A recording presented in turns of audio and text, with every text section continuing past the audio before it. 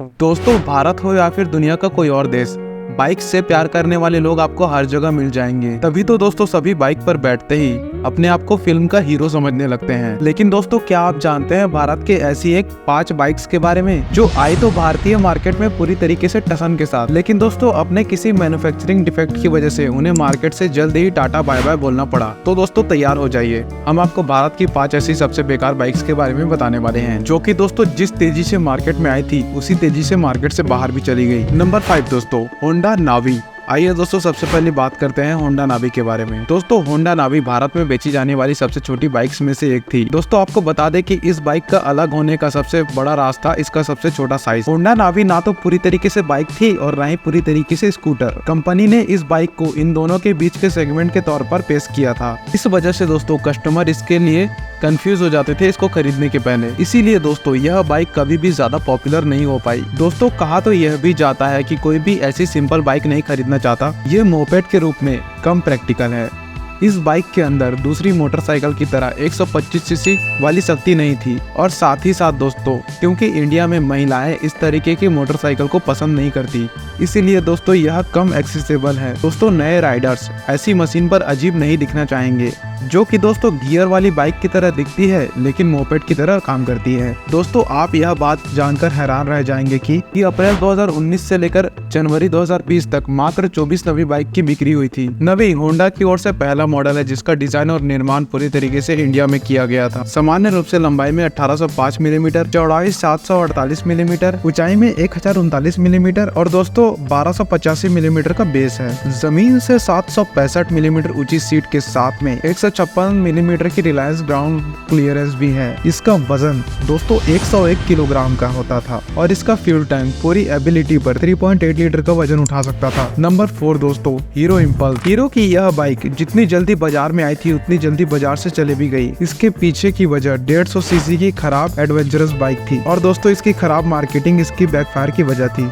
और दोस्तों होंडा के साथ कंपनी का स्प्लिट होने के बाद इम्पल्स हीरो मोटरकॉर्प का पहला नया मॉडल था। दोस्तों बाइक को पहली बार 9 अगस्त 2010 को लॉन्च किया गया था और अगले साल दोस्तों अक्टूबर में इसे देश में लॉन्च किया गया था। इसे ब्राजील के बाजार में अवेलेबल होंडा NXR 160 ग्रॉस से इंस्पिरेशन लेकर डेवलप किया गया था। देश की सबसे सस्ती एडवेंचरस बाइक में से एक होने के बावजूद यह बड़ी संख्या में कस्टमर को अट्रैक्ट नहीं कर सकी। एडवेंचर बाइक के दीवानों को लगा कि इम्पल्स का इंजन बहुत ही ज्यादा छोटा है, जिसके लिए उन्होंने इस बाइक को नहीं खरीदने में अपनी भलाई समझी। हीरो इम्पल्स को 149.2 CC air cooled single cylinder engine के साथ ऑपरेट किया गया था, जिसे कि दोस्तों 5 स्पीड गियर बॉक्स के साथ जोड़ा गया था।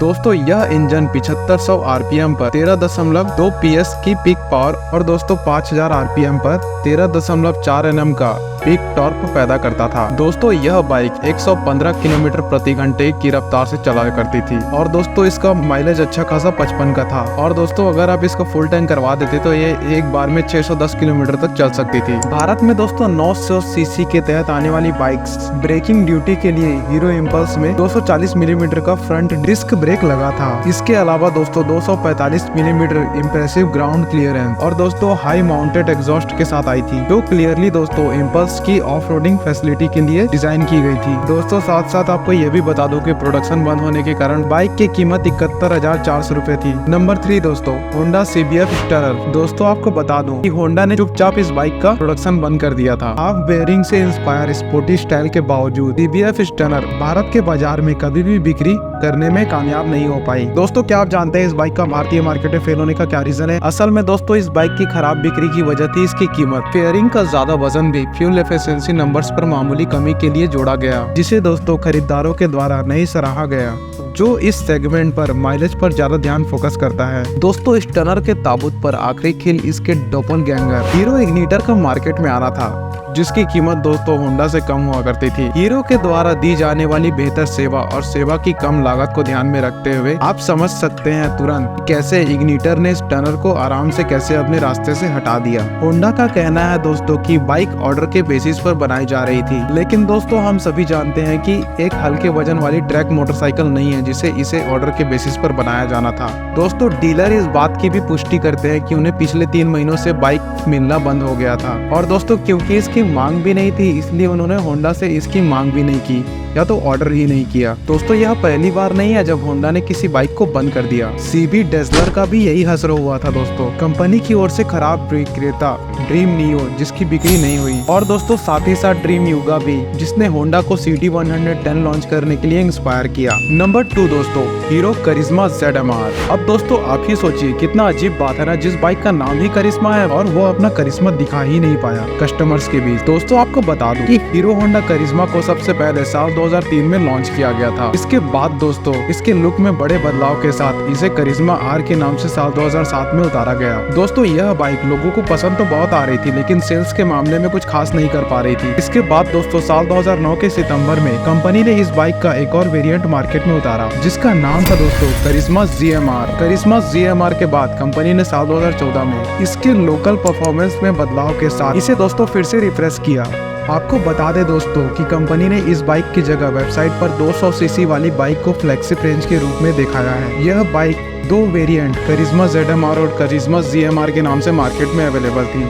इनमें दोस्तों 230 सीसी का इंजन दिया गया है जो कि दोस्तों 8000 RPM और 20 bhp का पावर और दोस्तों 6500 RPM पर 19.7 न्यूटन मीटर जनरेट करती है। करिश्मा ZMR वेरिएंट में फ्यूल इंजेक्टिंग टेक्नोलॉजी दी गई है, जबकि दोस्तों स्टैंडर्ड करिश्मा में कार्बोरेटेड सिस्टम है। आपको बता दें दोस्तों कि कंपनी 1 अप्रैल 2020 से देश में BS6 के वाहनों के लगातार बिक्री की गई। ऐसे में दोस्तों सभी ऑटोमोबाइल कंपनी को अपनी बाइक्स को BS6 इंजन से अपग्रेड करना पड़ रहा है, जिसकी वजह से दोस्तों वाहनों की लागत और भी ज्यादा बढ़ गई और दोस्तों साथ ही साथ इन बाइक्स की बिक्री लगातार हो रही है। यही रीजन है दोस्तों कि कंपनी ने इन बाइक्स का प्रोडक्शन बंद करने का फैसला किया था। हालांकि कंपनी ने मार्केट में BS6 वाहनों की नई वेरिएंट या रेंज उतारी है, जिसमें कि दोस्तों हीरो पैशन प्रो BS6 और दोस्तों ग्लैमर BS6 जैसी बाइक शामिल है। नंबर 1 दोस्तों बजाज V15। बजाज ऑटो ने भारत में अपने प्रीमियम 150cc कम्यूटर V15 पर प्लग खींच लिया था। मोटरसाइकिल्स देश में एक्सेप्टेबल सेल्स नंबर प्राप्त करने में विफल रही, जिसके कारण दोस्तों कंपनी ने V15 का प्रोडक्शन बंद कर दिया। बजाज ने इस मोटरसाइकिल को 2016 में लॉन्च किया था।